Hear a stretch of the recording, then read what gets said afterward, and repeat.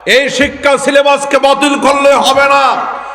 জাতিকে নাস্তিক বানাবার জন্য, তৌহিদ থেকে বিমুখ করার জন্য এই পরিকল্পিতভাবে এই ডারউইনবাদ বানর নীতিকে যারা শিক্ষা সিলেবাসে ঢুকিয়েছে, শুধু বাতিল করলে হবে না, ঝাঁটা পিটা করে এগুলোকেও বিদায় করতে হবে।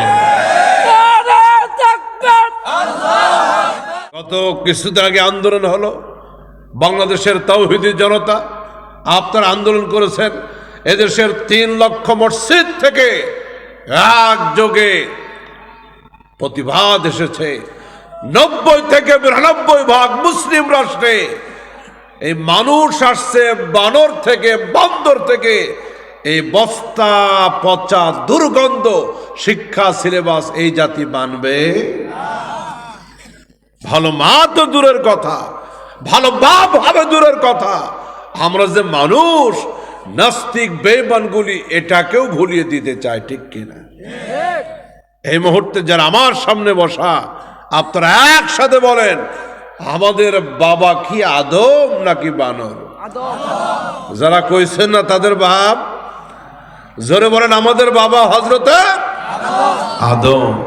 তাহলে আমাদের বাবার পরিচয় আছে, যা কিছু ধরে আমাদের বাপ বানানো লাগবে না। আমাদের বাপের পরিচয় আছে, আমরা আদমের সন্তান। এই পৃথিবীতে বানর এখনো আছে না নাই? জামালপুরে আছে না নাই? আমার বাসা হলো মিরপুর, ঢাকা মিরপুর 2 নম্বরে, চিড়িয়াখানার পাশেই। প্রায় 23-24 বছর ঢাকাতে আছি, অসংখ্যবার চিড়িয়াখানায় গেলাম, আজ পর্যন্ত দেখলাম না একটা বানর অর্ধেক মানুষ হয়ে গেছে, আর 1 বছর পরে বাকিটা মানুষ হবে। তে মানুষ যদি বানর থেকে হয়, এ পৃথিবীতে এখনো বানরের প্রজাতি আছে, এখন মানুষ হয় না কেন? বিড়ালকে বলা হয় বাঘের মাসি। বিড়াল দেখতে আকৃতিগতভাবে একেবারে বাঘের মতো, আজ পর্যন্ত একটি বিড়াল বাঘ হয়ে গেছে এ কথা পৃথিবীর কেউ বলেছে? পাবদা মাছ দেখতে বোয়ালের মতো, ফুটি খাইতে খাইতে পাবদাগুলি বোয়াল হয়েছে, এ কথা কেউ বলছে? তাহলে মানুষ আসছে বানর থেকে, লেজ গেছে পড়ে, পশম গেছে পড়ে, বানরগুলি মানুষ হয়ে গেছে। এগুলি যারা বোতল খায়, ওরা ছাড়া সুস্থ মানুষ বলতে পারে না। মাননীয় প্রধানমন্ত্রী সহ সরকারকে মোবারকবাদ জানাবো। এই ডারউইনবাদকে তারা বাতিল করেছে, এই শিক্ষা সিলেবাসকে বাতিল করেছে। এই জন্য সরকারকে মোবারকবাদ জানা। দলীয়ভাবে কেউ বিভিন্ন দল করতে পারি, কেউ বিএনপি আওয়ামী লীগের সমর্থক হতে পারি, কিন্তু সব কিছুর উপর দিয়ে সব থেকে বড় পরিচয়, আমি একজন মুসলমান তাওহীদবাদী, আমার মালিক আল্লাহ। আমার সন্তানগুলি পড়বে স্কুলে, সন্তানগুলি পড়বে কলেজ ভার্সিটির ভিতরে, তাদের ইমানকে চিন্তাই করা হবে, বেঈমান বানানো হবে। অন্তত এটা আমরা বরদাস্ত করতে পারি না। যদি কেউ বিশ্বাস করে, যদি কেউ স্বীকার করে আমরা আসছি বানর থেকে, তাহলে ওরা শুধু আমাদেরকে বানর বানায় নাই, ওরা প্রধানমন্ত্রীকেও বানর বানাইছে, বঙ্গবন্ধুকেও বানর বানাইছে, ওই নিয়ম যদি মানা হয়, ঠিক না? তাহলে প্রতিবাদ শুধু টুপি দাড়িওয়ালারা করলে হবে না, প্রতিবাদে আপনাদেরকে শামিল হতে হবে ইনশাআল্লাহ। আমরা চাই এটি 90 থেকে 92 ভাগ মুসলিম রাষ্ট্রে একেবারে প্রাইমারি থেকে সর্বোচ্চ বিদ্যাপীঠ ভার্সিটির ভিতরে শিক্ষা সিলেবাস হবে কোরআন ভিত্তিক, শিক্ষা সিলেবাস হবে ইসলাম ভিত্তিক, তাওহীদ ভিত্তিক। আমাদের সন্তানগুলি যেন নিজেদের মুসলমানদের পরিচয়কে ভুলে না যায়, এই জন্য প্রত্যেকটি ক্লাসে কোরআনের শিক্ষাকে বাধ্যতামূলক করতে হবে। কে কে প্রস্তাবে রাজি আছেন? দুহাত তুলে আল্লাহকে দেখেন।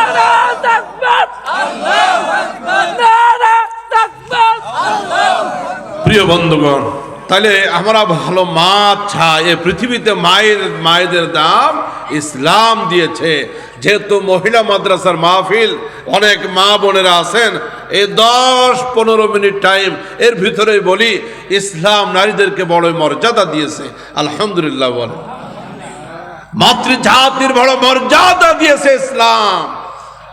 ইহুদি ধর্মে বলা আছে শয়তানের প্রেতাত্মা হলো নারী, বৌদ্ধ ধর্ম বলেছে সকল পাপের মূল হলো নারী, খ্রিস্ট ধর্ম বলেছে এ দোজকের লাকড়ি হবে নারী, ইসলাম বলেছে আদ-দুনিয়া কুল্লুহা মাতা ওয়া খায়রু মাতা'আদ দুনিয়া আল মারআতু সালিহা। গোটা পৃথিবীতে যত সম্পদ আছে, নিয়ামত আছে, সব থেকে উত্তম দামি নিয়ামত হলো সতী সাধবী একজন ইমানদার নারী। সুবহানাল্লাহটা বাড়ি গিয়ে বলেন, জোরে বলেন সুবহানাল্লাহ। তাহলে একমাত্র কেবলমাত্র শুধুমাত্র মাতৃজাতির মর্যাদা পৃথিবীতে যেই দিন, যে জীবন ব্যবস্থা, যেই ধর্ম দিল, ওইটার নাম হলো ইসলাম, ওইটার নাম ইসলাম। আমার মা বোনেরা, এই জন্য আপনাদেরকে আল্লাহ পাক কিছু আইন দিয়েছেন, কিছু পোশাক দিয়েছেন।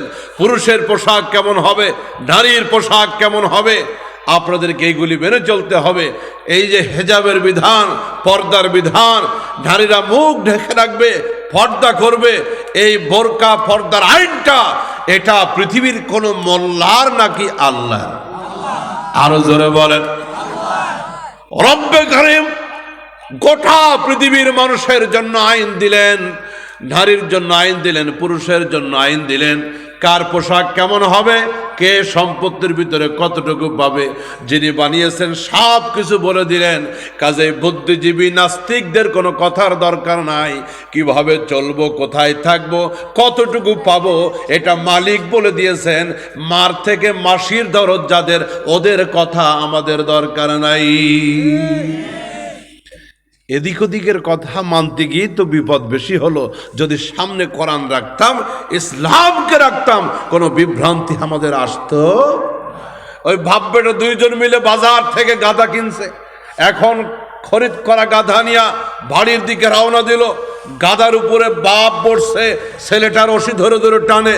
কিছু লোক এই দৃশ্য থেকে বলে, কত বড় বেয়াদব ছেলে, নিজে উঠছে গাধা, কত বড় জালেম বাপ, নিজে উঠছে গাধার উপরে, ছেলেকে হাঁটায় নিয়ে যায়। এই রকমের জালাম বাপ তো এলাকায় নাই। বাপ পড়ছে বিপদে, কয় আব্বা আমার বদনাম হচ্ছে, আমি নামলাম তুই ওঠ। এখন বাপ নামছে, ছেলে উঠছে গাধার উপরে। কিছু দূর যাওয়ার পরে আর এক এলাকা লোকজন দেখে বলে, এই রকমের একটা বেয়াদব ছেলে বাপরে হাঁটায় নিজে উঠছে গাধায়। তাও তো বিপদ। আগে বাপ উঠছিল, ছেলে নিচেই, বিপদ। এখন ছেলে উঠছে, বাপ হাঁটে, বিপদ। এবার দুইজন মিলে একসাথে উঠছে। এবার লোকেরা বলে, কত বড় জালেম, একটা গাধায় দুইজন মিলে উঠছে। কি একটা বিপদ। এখন দুইজনই নামছে, কয় কে উঠবো না, তুই উঠলো বিপদ, না উঠলো বিপদ, আমি উঠলো বিপদ, না উঠলো বিপদ, দুইজন উঠলো বিপদ, এবার একজনও উঠবো না। সামনে গেছে আরো কিছু লোক, কয় তিনটায় গাধা কিনছে, এক গাধা সাথে আরো দুই গাধা, এত টাকা দিয়ে গাধা কিনে খালি গাধা হাঁটাই নিয়ে যায়। কত বড়। এই যে চতুর্দিকে মানুষের এক একটা মন্তব্য শুনতে শুনতে ওদের কান গেছে ঝালাপালা হয়ে। বলে দুইজনও উঠবো না, খালিও রাখবো না, তোকে উঠাবো না, আমিও উঠবো না। চার হাত পা গাধার বেঁধে ভিতর দিয়ে বাঁশ ঢুকায়া, বাঁশের এক পাশ নিচে বাপের কান্দে, আর এক পাশ নিচে ছেলের কান্দে। শাখওয়ালা নদী, ওই নদী পার হইতে গিয়ে শাখর উপরে যখন উঠছে, আগিলা যুগের শাখো, বাঁশের শাখো, গাধা নিচেই তাকায় দেখে উথাল পাতাল ঢেউ, বিরাট নদী। একটা ঝাড়া দিছে, একসাথে তিন গাধা নদীর ভিতরে। হওয়ায় এত মানুষের মন্তব্য শুনতে গিয়ে এই যে একটা ধ্বংস হয়েছে। আজকের নারী সমাজ, আজকের মানুষগুলি রবকে বাদ দিয়ে, ইসলামকে বাদ দিয়ে, এই ডারউইন কি বললো, হেগেল কি বললো, মাও সেতুং কি বললো, পৃথিবীর কোন নেতায় কি বললো, এগুলি শুনতে গিয়ে আজকে সর্বনাশ হয়ে গেছে। আজকে মুসলিম জাতি, সিংহের জাতি, আজকে অধঃপতন হয়ে গেছে ইসলাম, কোরআন, রসুলের আদর্শ বাদ দেওয়ার কারণে। ঠিক কিনা?